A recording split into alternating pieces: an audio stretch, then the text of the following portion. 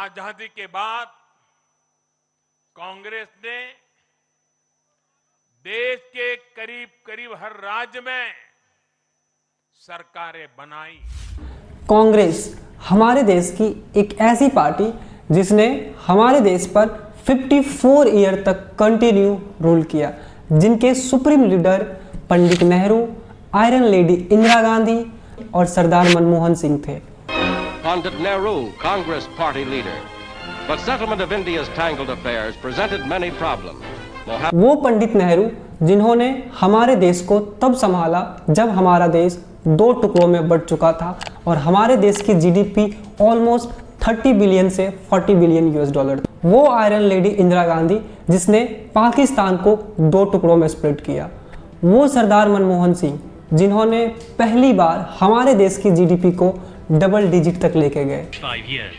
The Prime Minister, Mrs. Gandhi, in a tiring whistle-stop schedule, has visited nearly every state in the Union in the last 2 months to bolster the sagging rule of the Congress Party. और आज कांग्रेस को BJP ने इस तरह से किल किया कि सिर्फ कुछ गिने चुने स्टेट्स में ही रह गए, वो भी अलायंस के साथ। तो आओ मिलके देखते हैं, समझते हैं कि कैसे बीजेपी ने पूरे ऑपोजिशन को किल करके रख दिया।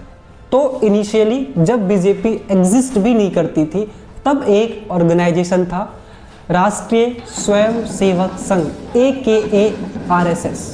ये कोई पॉलिटिकल पार्टी नहीं थी, इनका फोकस सिर्फ कल्चर और हिंदुत्व आइडियोलॉजी था। पर धीरे धीरे इसको भी पॉलिटिकल विंग की ज़रूरत पड़ने लगी और वहीं से श्यामा प्रसाद सिंह ने 1951 में एक पॉलिटिकल पार्टी का गठन करता है जिनका नाम होता है भारतीय जना संघ। और इनके कुछ की लीडर्स होते हैं जैसे अटल बिहारी वाजपेयी, KL एडवाणी, और ये जो सारे मेंबर्स थे इनका डायरेक्टली लिंक RSS से था, सिर्फ एक को छोड़ के जिन्होंने पार्टी का गठन किया था। पर दोनों की आइडियोलॉजी ऑलमोस्ट सेम थी, सिमिलर थी। और ये कांग्रेस की पीक डोमिनेंस एरा थी 1950 से 1970 के बीच में, अंडर द पंडित नेहरू और बाद में फिर Indira Gandhi. Lincoln Center, New York City's growing development for the performing arts, is visited by Mrs. Indira Gandhi, Prime Minister of India, an occasion for New Yorkers to extend a hearty greeting to this amazing lady statesman. जना संघ शुरुआत में एक बहुत ही छोटी party होती है, लेकिन इसकी आइडियोलॉजी बहुत ज़्यादा स्ट्रॉन्ग होती है और इनके supporter base generally north Indian और अर्बन के लोग होते हैं। फिर टाइम में थोड़ा सा आगे चलते हैं जहां पर इंदिरा गांधी ने इमरजेंसी अनाउंस करती है। भाइयों और बहनों, राष्ट्रपति जी ने आपातकाल की घोषणा की है।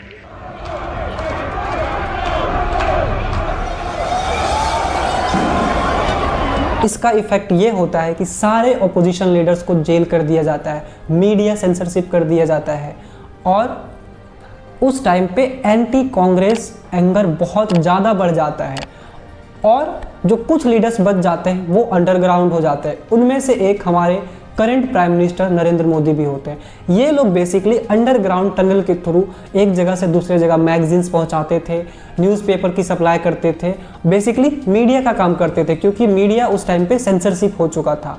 और ये सारे लीडर्स एक साथ एंटी इमरजेंसी मूवमेंट ज्वाइन कर लेते हैं और जितने भी और छोटी मोटी पार्टियां होती है जनसंघ के अलावा वो सारे एक साथ मर्ज होकर एक पार्टी बनती है, जनता पार्टी।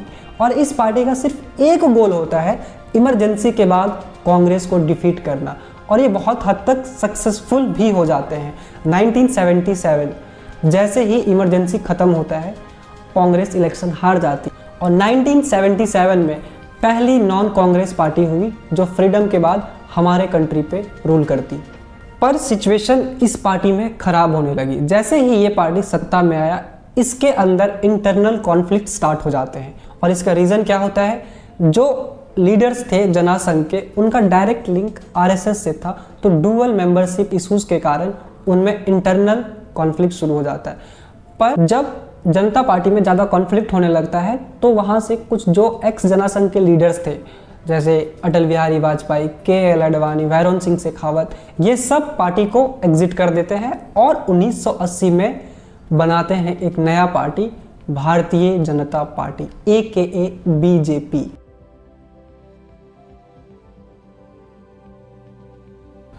इनिशियली जब बीजेपी फॉर्म हुई थी तो स्मॉल पार्टी थी और मॉडरेट पॉलिटिक्स करती थी और 1984 का इलेक्शन हार जाती है। पर इन सब के बीच में एक ऐसा मूवमेंट चल रहा होता है जो मूवमेंट ख़त्म होते ही बीजेपी का एक मैसिव सपोर्टर बेस बन जाता है और वो मूवमेंट होता है राम जन्मभूमि मूवमेंट। इस मूवमेंट को बीजेपी फेवर कर रही थी और पॉलिटिकली इस मूवमेंट को लीड कर रहे होते हैं KL. Advani. The BJP party song calls on Hindus across India to rise up. The party is led by this man, Lal Krishna Advani, a moderate face with a militant message. It's a right-wing cause that's united all classes of Hindu but has divided the country. और इतना सब होने के बाद BJP first time 1996 में power में आती है, लेकिन सिर्फ 13 दिन के लिए, क्योंकि ये मेजॉरिटी प्रूव नहीं कर पाते हैं तो इनकी सत्ता गिर जाती है। और सेकेंड टाइम पे बीजेपी फिर से पावर में आती है 1998 से 1999 के बीच, सिर्फ 13 महीनों के लिए, और वापस सरकार गिर जाता है क्योंकि AIADMK अपना सपोर्ट वापस ले लेती है, जिससे मेजॉरिटी फिर से प्रूव नहीं होता और सरकार फिर से गिर जाती है।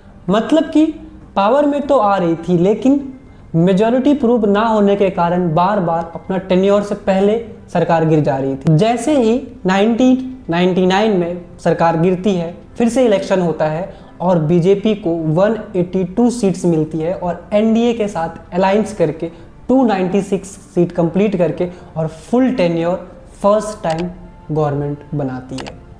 लेकिन ये खुशी सिर्फ 2004 तक ही होता है क्योंकि वापस कांग्रेस बीजेपी को बीट करती है और 2014 तक रूल करती है।